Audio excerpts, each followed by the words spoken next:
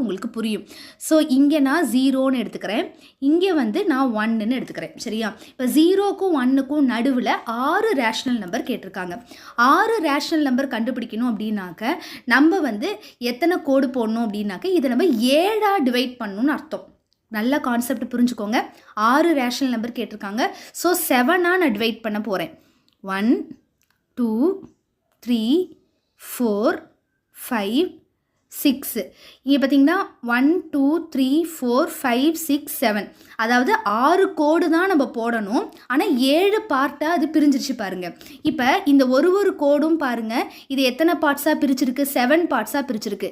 அப்போ ஃபஸ்ட்டு கோடு வந்து 1/7, ரெண்டாவது கோடு வந்து 2/7, மூணாவது கோடு 3/7, நாலாவது கோடு 4/7, அஞ்சாவது கோடு 5/7, ஆறாவது கோடு 6/7.